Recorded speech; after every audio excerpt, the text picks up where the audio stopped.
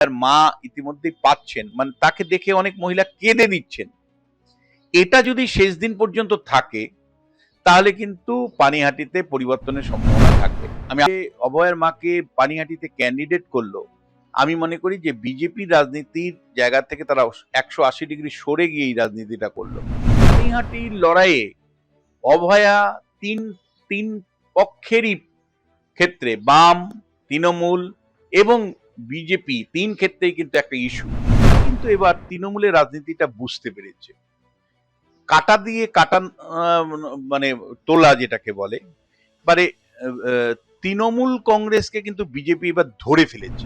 সমস্ত পানিহাটিবাসীকে জানাতে চাই এবং বিজেপিকে ধন্যবাদ জানাতে চাই।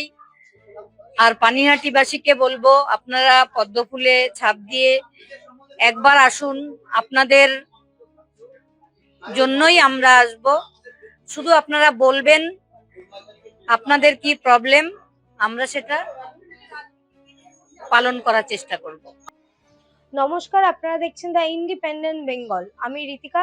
এই মুহূর্তে আমার সাথে রয়েছেন রাজনৈতিক বিশ্লেষক বিশ্বনাথ চক্রবর্তী। রাজনীতিতে অভয়ার মা কতটা ইম্প্যাক্ট ফেলবে? বিজেপির কি ভোট বাড়বে? পানিহাটি থেকে জিতবে? একাধিক প্রশ্ন, বাম নিয়ে তারা একাধিক প্রশ্ন তুলছেন, বামপন্থীরা অভয়াকে ব্যবহার করছেন। এই বিষয়ে কথা বলতে এসেছি স্যারের কাছে। স্যার, প্রথমেই দ্য ইন্ডিপেন্ডেন্ট বেঙ্গলে আপনাকে স্বাগত। অসংখ্য ধন্যবাদ ঋতিকা। যেটা তোমায় বলার, যে শহীদ পরিবারের কে রাজনীতিতে নামানো, এটা পশ্চিমবাংলার দীর্ঘদিনের বলা যায় ট্র্যাডিশন। ধরো রিজওয়ানের মৃত্যু ঘটেছিল, তাকে নিয়ে মমতা বন্দ্যোপাধ্যায় রাজনীতি করেছেন এবং তারপরে কিন্তু তার ভাই রুকবানুর রহমান তাকে নদিয়া চাপড়া থেকে বিধানসভায় টিকিট দেন এবং তিনি জয়ী হয়ে হয়ে আসছেন, এবারও প্রার্থী।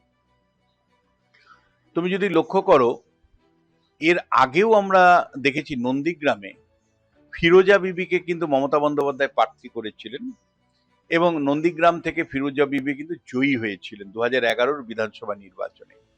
তারপরে উনাকে পাঁশকুড়া পূর্ব বিধানসভা কেন্দ্রে পাঠানো হয়, সেখান থেকেও তিনি জয়ী হন।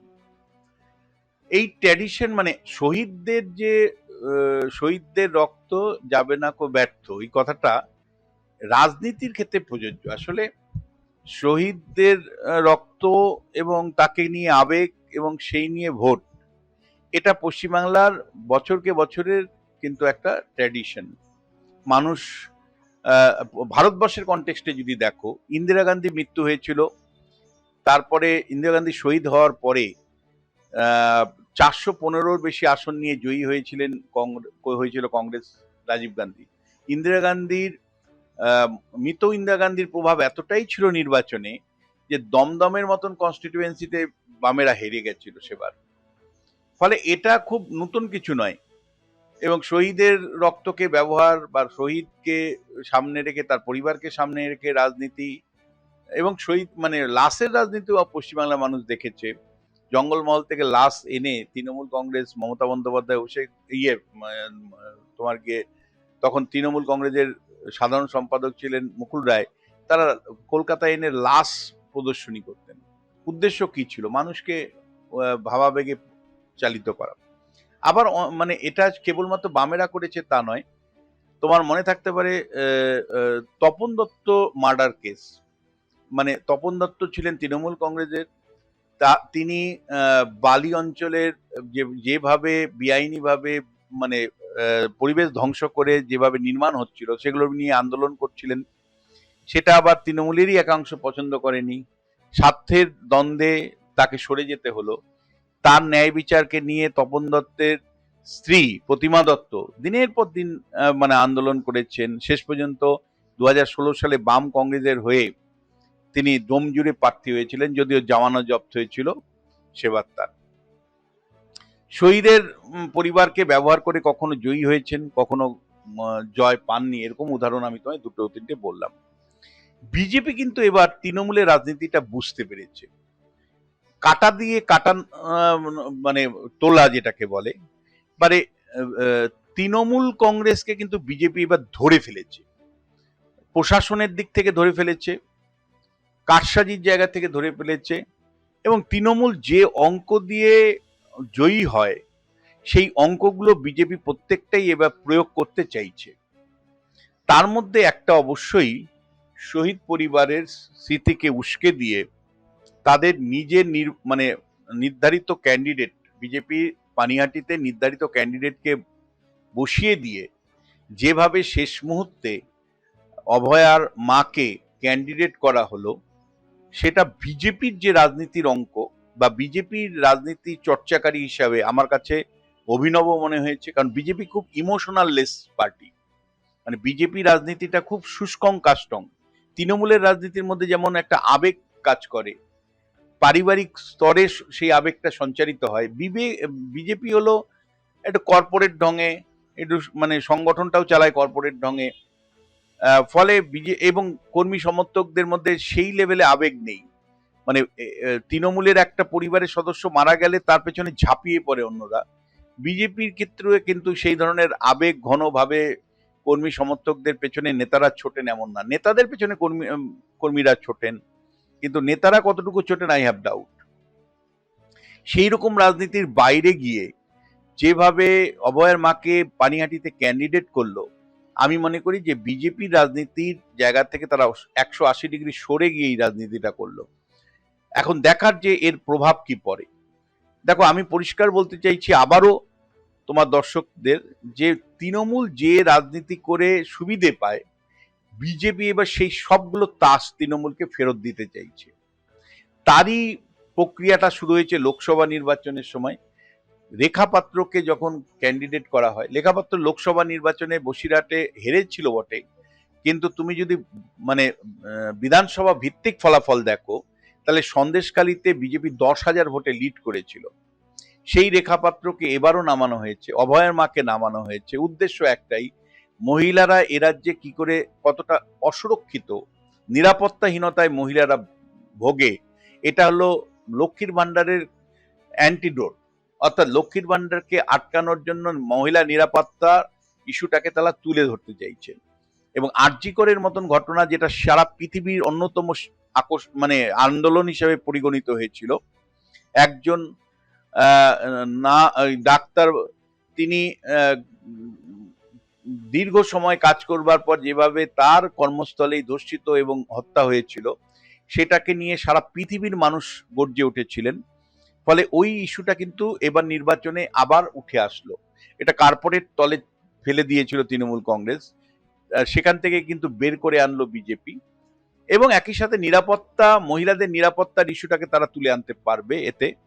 এবং ইতিমধ্যেই বিজেপির প্রচারে বলছে, লক্ষ্মীর ভান্ডার পেলে হবে, আপনার যদি নিরাপত্তাই না থাকে, আপনি যদি নিরাপদহীন থাকেন, তাহলে লক্ষ্মীর ভান্ডার দিয়ে কি হবে? আপনি বাঁচলে তারপরে তো লক্ষ্মীর ভান্ডার। এই বক্তব্যটা বিজেপি আনার চেষ্টা করছে। এইবার প্রশ্ন হচ্ছে যে এই ধরনের যে শহীদ পরিবারকে আনা বা ভিকটিম পরিবারকে এনে যে নির্বাচনে প্রচারে ব্যবহার করা বা নির্বাচনে তাদেরকে প্রার্থী করা, তাতে তোমাকে আমি বললাম যে লাভও হয় লোকসানও হয়। কোথাও জিতেছে, কোথাও হেরেছে। তপন দত্তের স্ত্রী প্রতিমা দত্ত হেরে গেছিল, তুমি জানো। আবার ফিরোজা বিবি থেকে শুরু করে রুকবানুরা জয়ী হয়েছিল। এখানে তোমাকে পানিহাটি কনস্টিটুয়েন্সিটা বুঝতে হবে। প্রথমত, পানিহাটি কনস্টিটুয়েন্সিতে কাউন্সিলর কার্যত বিজেপির কিছু নেই। এবং দ্বিতীয় যেটা, সেটা হলো যে পানিহাটিতে সিপিএম এর একটা প্রভাব আছে। সিপিএম লোকসভা নির্বাচনে সিপিএম কংগ্রেস মিলে গত 2021-এর বিধানসভা নির্বাচনে ওখানে 12% ভোট পেয়েছিল। কিন্তু লোকসভা নির্বাচনে কিন্তু যখন দমদমের অন্তর্গত পানিহাটিতে যখন সুজন চক্রবর্তী দাঁড়ান, তিনি 20% ভোট নিয়ে এসেছিলেন এবং এই ভোটটা সরাসরি তৃণমূলের থেকে থাবা দিয়ে এনেছিলেন। যে তৃণমূল কংগ্রেস বিধানসভা নির্বাচনে 21 সালের 48% ভোট পেয়েছিল, তাদের ভোট কিন্তু লোকসভা নির্বাচন 2024-এ কমে যায়। অ্যাকচুয়ালি 48 না, 49% ভোট পেয়েছিল 2021 সালের বিধানসভা নির্বাচনে, সেখান থেকে কমে গিয়ে 41%-এ আসে। অর্থাৎ সরাসরি তাদের ভোট যতটা কমেছে, 8% কমেছে। কাদের ভোট কমেছে? তৃণমূলের কমেছে। সেটা সরাসরি কিন্তু বামেদের পক্ষে যায়। 12% বামেদের ছিল, তার সাথে 8%, 20% ভোটে দাঁড়ায় লোকসভা নির্বাচনের নিরিখে। কিন্তু বিজেপি কিন্তু একই ধরনের ভোট ওই 34-35% মতন রেখে দিয়েছে দুটো নির্বাচনই একই ভোট। এখন যেটা আমি তোমায় বলছি, বিজেপি মানে লোকাল লেভেলে কোনো সংগঠন নেই, এটা ফ্যাক্ট। আর তুলনামূলকভাবে লেফটের সংগঠন আছে। লেফটের যে ক্যান্ডিডেট কলতান দাশগুপ্ত, তার সাথেও আবার আরজিকর ঘটনার সম্পর্ক আছে, যেহেতু তিনি অভয়ার লাশটাকে মানে আটকে দিয়ে তিনি ন্যায় বিচার চেয়েছিলেন। ফলে সেইটাকে কেন্দ্র করে একটা তিনি আবেগ ঘনিত অবস্থান তৈরি করছেন, বক্তৃতায় বলছেন সেগুলো কথা।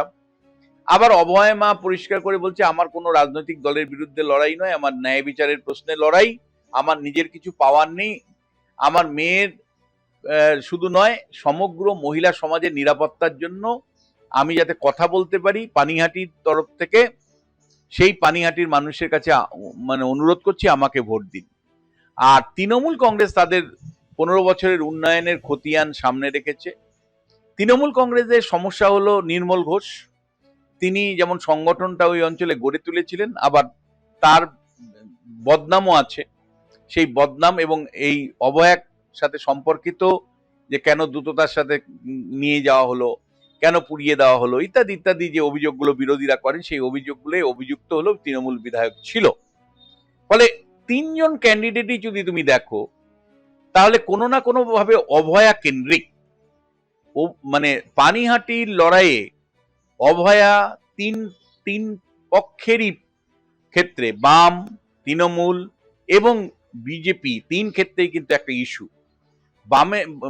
বামেদের ক্ষেত্রে কলতান দাশগুপ্তের দাবি যে আমি প্রথম অভয়ার দেহ আটকে ন্যায় বিচার চেয়েছিলাম। অভয়ার মা বলছেন যে মানে সন্তানহারা আমি বৃহত্তম মহিলাদের নিরাপত্তার জন্য এই নির্বাচনে লড়াই করছি, আমার কিছু পাওয়ার নেই। আর পরোক্ষভাবে তৃণমূল কংগ্রেস বিদ্ধ, বিশেষ করে ওখানকার যারা যিনি বিধায়ক ছিলেন তাকে এবার প্রার্থী করা হয়নি, তার ছেলেকে প্রার্থী করা হয়েছে, তীর্থঙ্কর ঘোষ না, সেই প্রার্থী, তার আগের যিনি প্রার্থী ছিলেন তার বাবা, তার বিরুদ্ধে সরাসরি অভয়ার দ্রুততার সাথে বডি ডিসপোজালের অভিযোগ। এই সব মিলে অভয়া ইস্যুতেই পানিহাটিতে ভোট হচ্ছে। এবং যে আবেগ, মানে তোমাকে আমি বললাম যে অভয়ার মা ইতিমধ্যেই পাচ্ছেন, মানে তাকে দেখে অনেক মহিলা কেঁদে দিচ্ছেন, এটা যদি শেষ দিন পর্যন্ত থাকে তাহলে কিন্তু পানিহাটিতে পরিবর্তনের সম্ভাবনা থাকবে। আমি আবারও বলছি দর্শক বন্ধুরা, আপনারা কিন্তু মিস ইন্টারপ্রিটেশন করবেন না।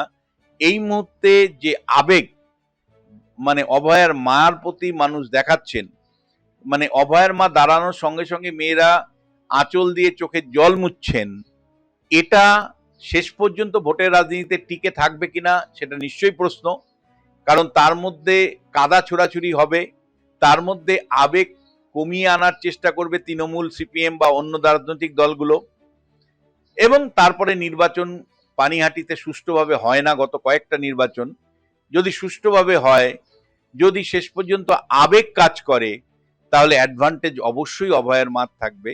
আর যদি আবেগ কাজ না করে, তাহলে এই নির্বাচনেও তৃণমূল কংগ্রেস প্রার্থী তীর্থঙ্কর ঘোষই জয়ী হবেন।